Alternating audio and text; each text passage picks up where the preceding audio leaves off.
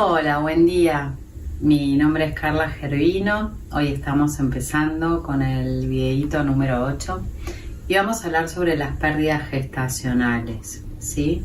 Estas pérdidas conllevan la elaboración de un duelo que se llama perinatal, por ser precisamente gestacional, ¿sí? Ocurre dentro del mismo embarazo y algunos autores lo toman hasta el 5º mes del bebé ya nacido, ¿sí? El tema es que antes no se hablaba de esto y una de las trabas para hacer el duelo perinatal es la despersonalización, ¿sí? Antes se decía ante una pérdida gestacional, bueno, no te preocupes, ya vas a tener otro o ya vas a volver a quedar embarazada. Lo más probable es que pierdas el embarazo antes del primer trimestre, no te preocupes, ya vas a tener otro. Como si este otro sea alguien reemplazable. Y hablamos de personas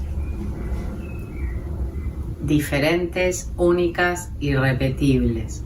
Y antes no se hablaba de estas cosas y estos duelos quedaban enterrados, bloqueados.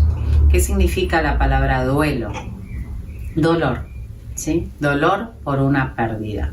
Y al ser gestacional, o sea, en el mismo vientre materno, tiene la dificultad de que no se llegó a conocer a la persona, no se la pudo ver. Entonces, esto quiere decir que el vínculo no existió de ninguna manera. El vínculo madre-hijo, padre-hijo precede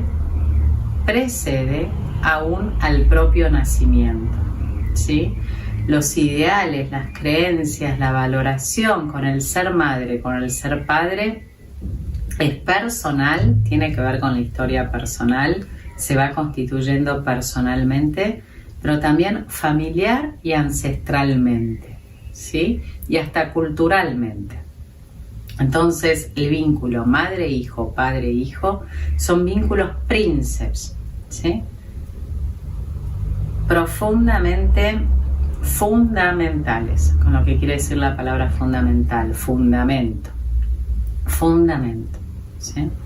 Entonces, cuando no se llegó a conocer a la persona, este duelo es mucho más difícil de realizar, porque el vínculo existe, pero la relación no se ha podido construir conscientemente, ¿sí? Pero sí hubo deseos. El deseo materno, el deseo paterno, se va construyendo desde el vientre materno, donde se entrelaza con lo familiar y lo ancestral. Entonces, el no haber podido conocer a la persona hace que este duelo sea más difícil de realizar. No hubo recuerdos conscientes, no hubo objetos. Hay una colega mexicana que trabaja mucho con el duelo perinatal y ella dice de una manera muy dura, muy concreta y muy real que el duelo por la muerte de un hijo no depende del tamaño del ataúd. Esto es difícil de escuchar, pero mucho más difícil de realizar, ¿sí? Y tan duramente real. El dolor por la muerte de un hijo, de hecho, no tiene nombre, ¿sí? Cuando alguien pierde a su esposo, queda viuda. Cuando alguien pierde a su padre, queda huérfano. Cuando alguien pierde a su hijo, no hay lenguaje, no hay palabra que pueda nombrar este dolor, ¿sí? Sor Emmanuel Maillard dice en su libro Escandalosa Misericordia precisamente que el duelo es como un campo de batalla donde el enemigo entra a generar mucha cizaña. Ante el dolor que provoca la pérdida de un duelo, entra muy fácilmente la desesperación. ¿Por qué a mí? Un sentimiento de injusticia, de bronca, de ira, de dolor, ¿sí? De hecho, son las fases necesarias del duelo. Primero, inevitablemente, el shock, el aparato psíquico colapsa, supera las defensas de cualquier ser humano semejante dolor. Entonces no hay defensa humana que pueda atravesar ese dolor, se necesita un tiempo y una elaboración, un trabajo que requiere el duelo para poder procesar semejante pérdida. Después de esta fase de shock viene la parte de la ira por la injusticia, ¿sí? Lo que estábamos diciendo. La ira por la injusticia, la bronca, ¿por qué a mí?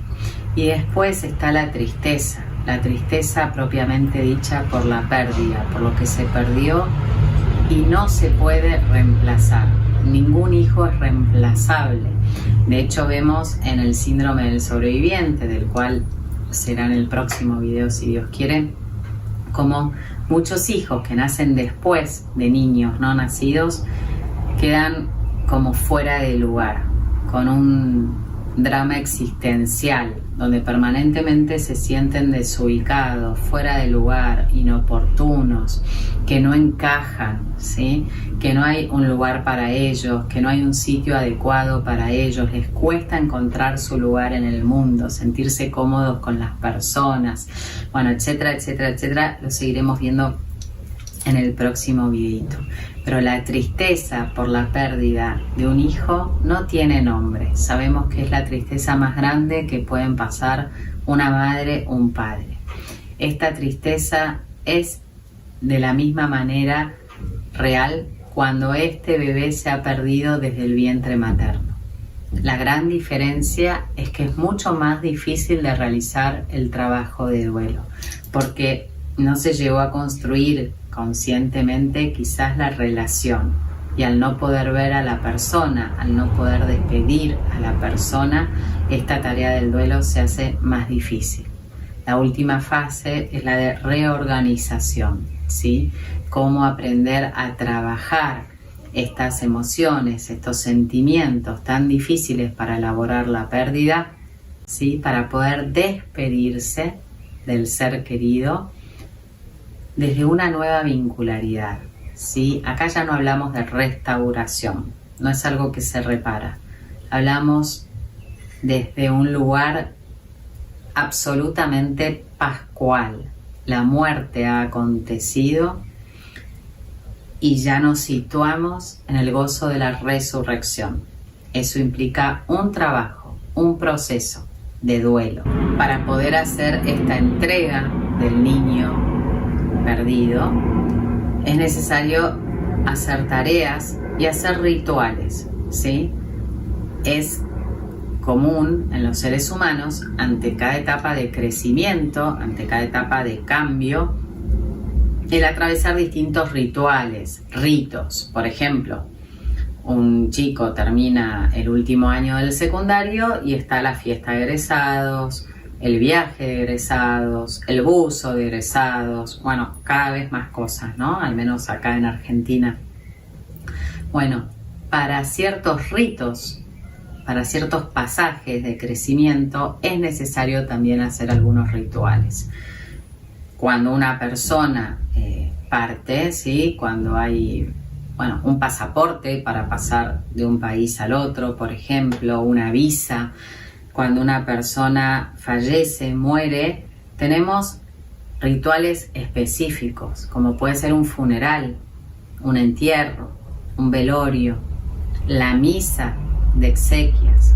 Bueno, cuando el niño que se perdió es un embrión, un feto, un bebé no nato, ¿sí? Según en qué estadia fue, ya sea un aborto espontáneo por distintas causas, puede ser por haber tenido colocado un DIU, por malformaciones, por enfermedades, algunas conocidas, otras preexistentes y desconocidas, o en un aborto provocado. El duelo perinatal es muy difícil de realizar, ¿sí? Por estas situaciones que venimos diciendo. También porque la ley no ampara, ¿no?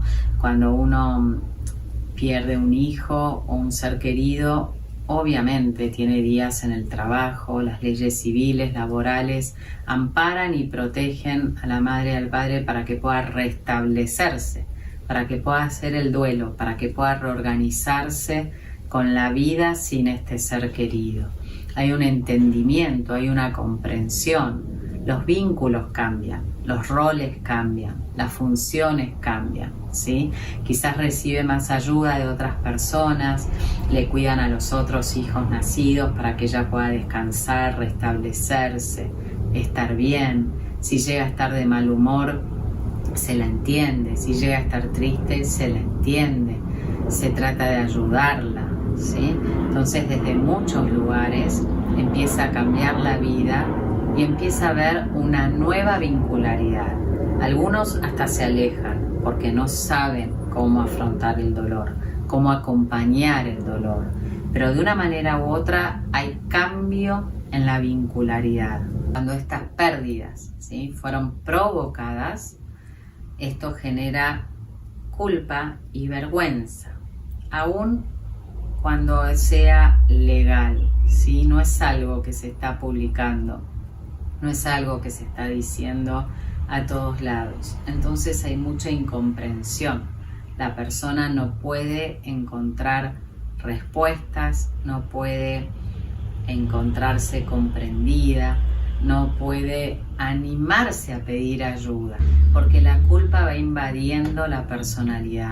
Después de que la muerte ha acontecido en el propio cuerpo y por propia voluntad, por propia decisión, ya sea más consciente o inconsciente, bajo presión, por error, por ignorancia, por presión cultural, económica, psiquiátrica, médica, ¿sí?, por la razón que fuera, para producir la muerte, provocar la muerte dentro del propio cuerpo, es necesario cortar más consciente o inconscientemente con la barrera protectora instintiva contra la agresión.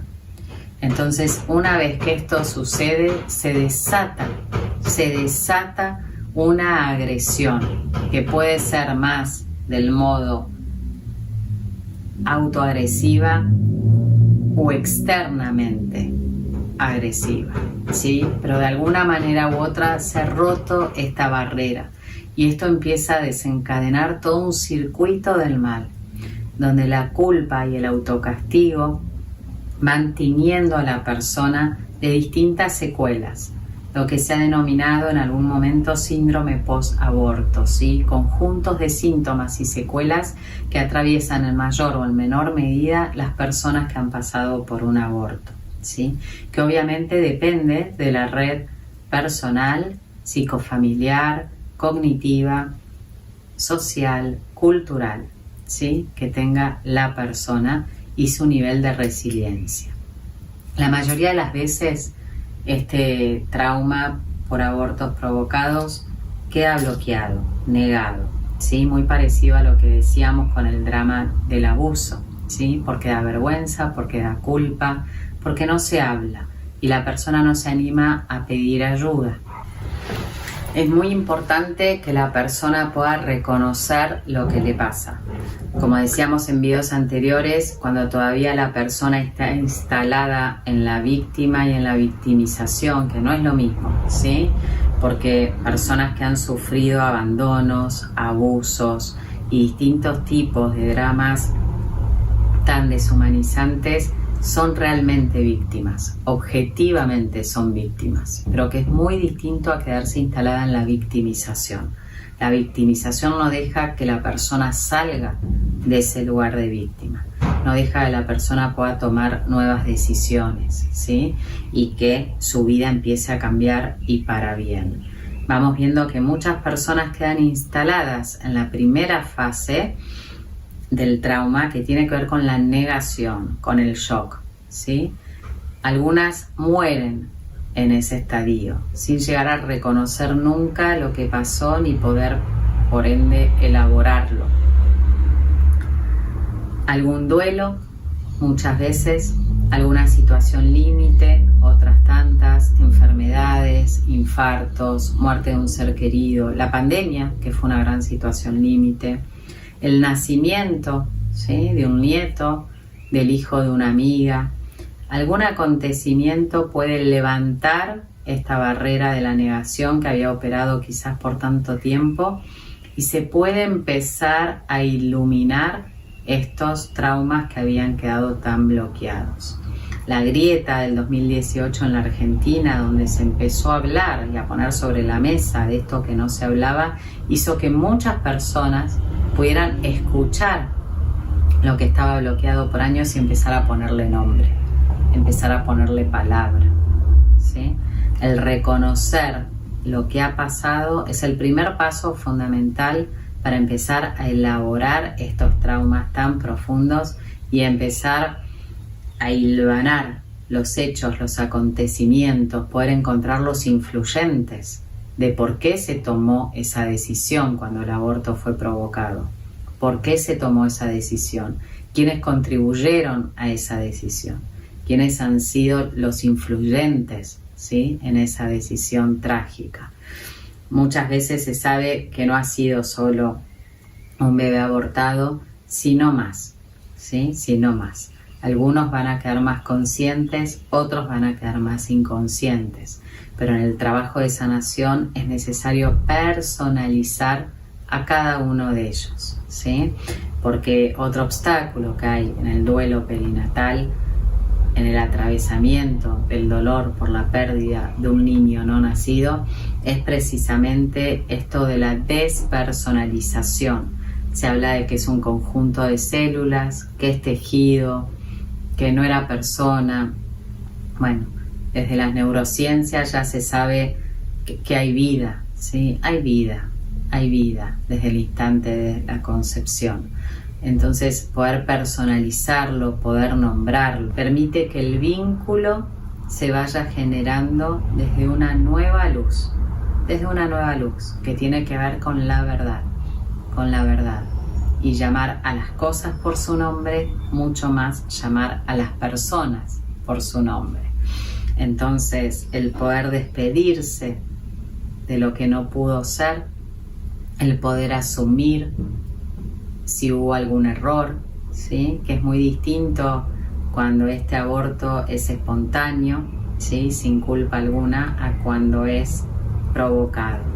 Muchas veces vemos en abortos espontáneos que la persona llega quizás con culpa, pero es culpa tóxica, es culpa que tiene que ver con el sentimiento de culpa porque no se cuidó, porque hizo un esfuerzo, porque hizo UPA a otro de los hijos, porque pasó el trapo y le habían dicho que se quedó en reposo, porque había una enfermedad y no había hecho los estudios que tenía que hacerse, porque no tuvo tiempo, porque le daba miedo, pero rápidamente, sí, va cayendo. Cuando es sentimiento de culpa, cuando es culpa tóxica, otras veces esto va cayendo más rápido.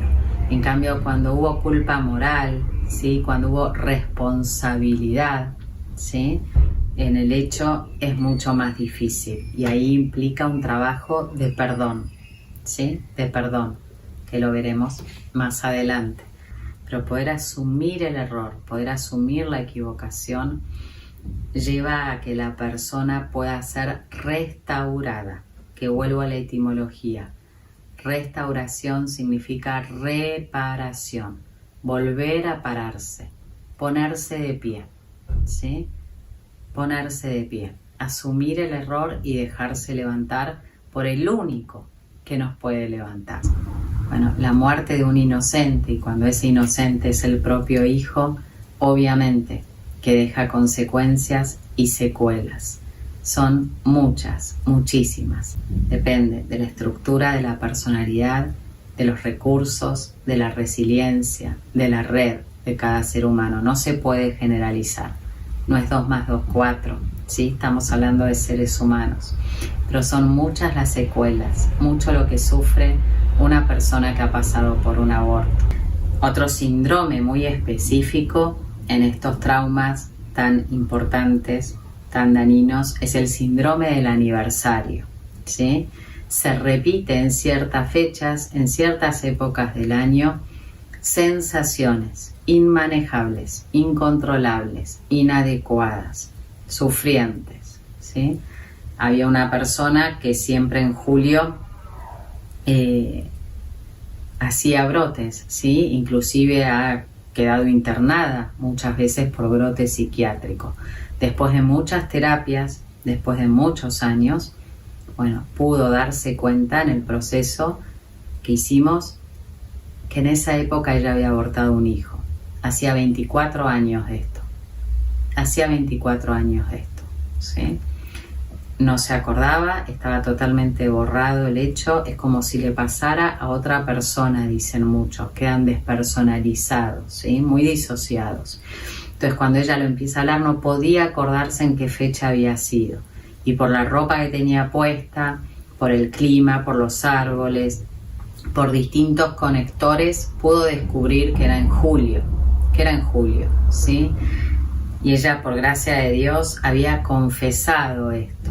Ahí ya empieza claramente la sanación, por más que todavía no la pueda recibir.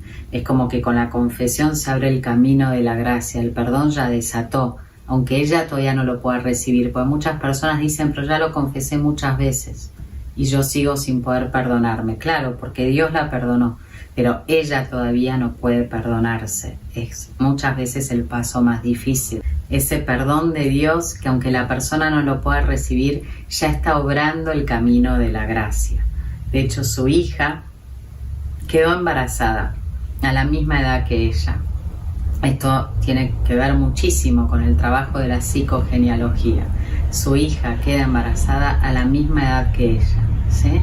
Pero así como esta persona había pasado por un aborto, pues no encontró apoyo, porque no quería dejar de estudiar, porque quería complacer a su madre, que quería que ella estudie y que no repita la misma vida que ella había tenido, etcétera, etcétera, y por otros motivos. Su hija queda embarazada a la misma edad, estaba estudiando, también la pareja no la apoyó, pero su madre la acompañó. Y esta hija pudo seguir con el embarazo, tener a su bebé y terminar luego con más sacrificio, pero con muchos más recursos y mucho más resiliente su carrera, ¿sí? La confesión trae la novedad, trae la vida nueva. El arrepentirse siempre abre al camino de la responsabilidad. Y la responsabilidad siempre abre al camino de la libertad, donde se pueden empezar a tomar nuevas decisiones, donde los vínculos empiezan a cambiar y se cortan estas cadenas que si no se van repitiendo de generación en generación. Empezamos a ver vidas nuevas, familias nuevas. Cuando este trabajo se puede realizar, cuando se puede elaborar el duelo perinatal, las personas aprenden a vincularse de una manera nueva con el hijo perdido, ¿sí? Que ya gozan la eternidad porque sabemos que el alma es inmortal, pero la persona, la madre, el padre, los hermanos todavía están en esta vida. Entonces tienen que aprender a vincularse desde la esperanza, ¿sí? Que la esperanza tiene que ver siempre con la verdad. No estamos hablando de ilusión.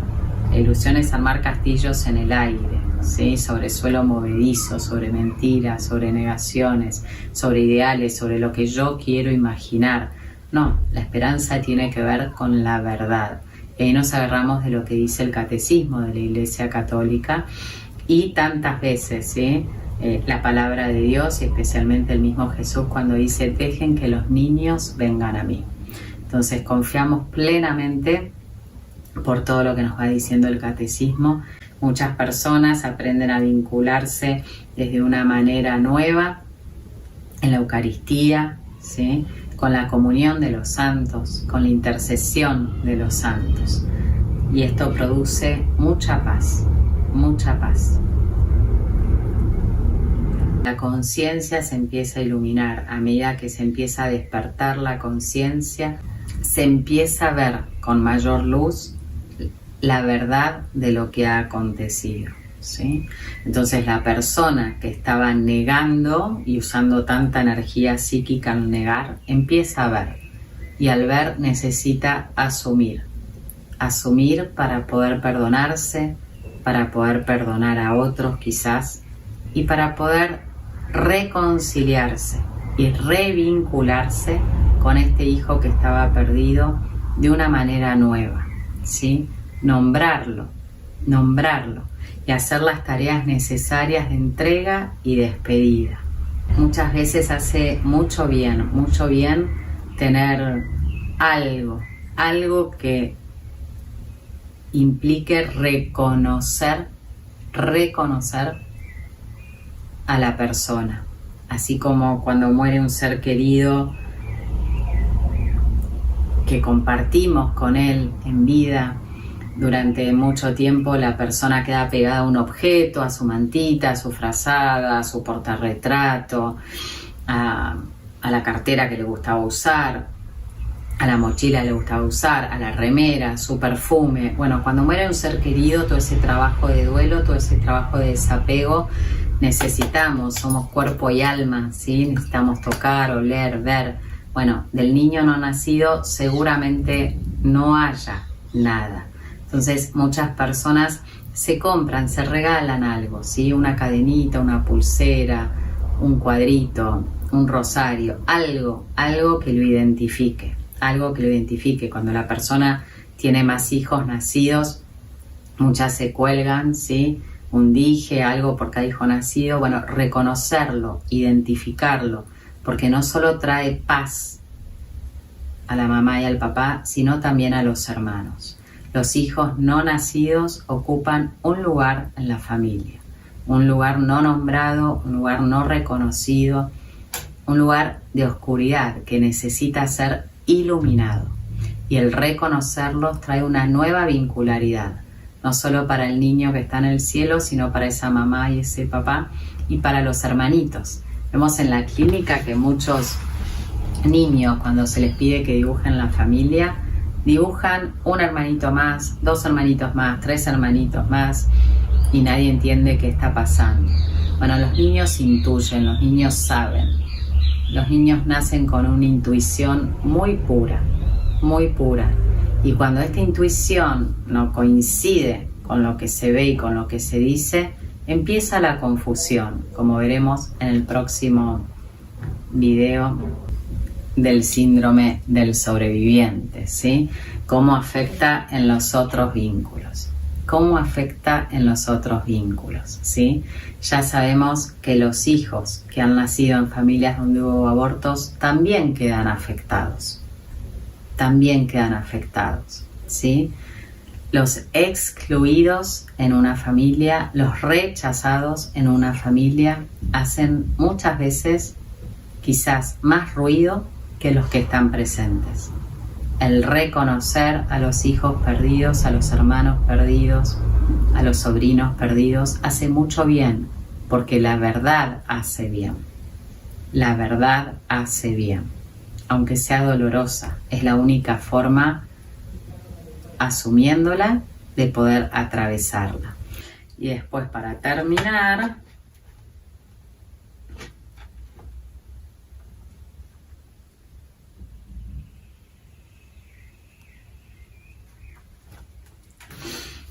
en la página 235, la palabra de Dios, que es viva y eficaz, viene a sanar estas heridas tan profundas, ¿sí?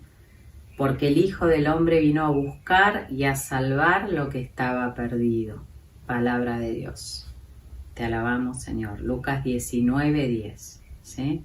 No le tengamos miedo al dolor, aunque muchas veces nos deje rotos, agujereados, como un colador.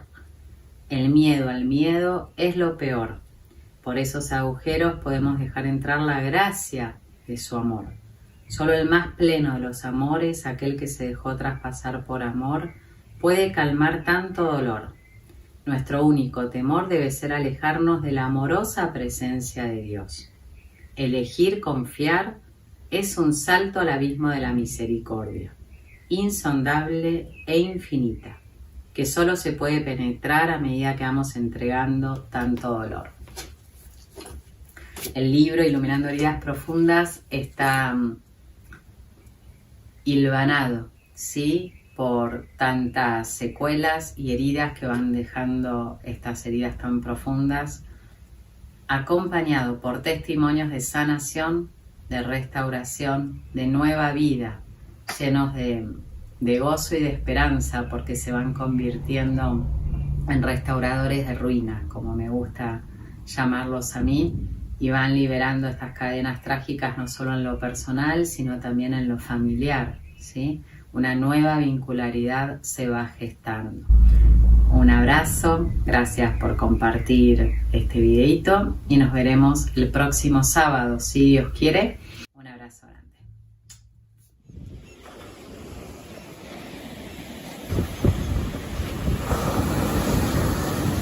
Iluminando heridas profundas. Un camino de sanación y misión. Una invitación a sumergirnos en un proceso de restauración personal y familiar.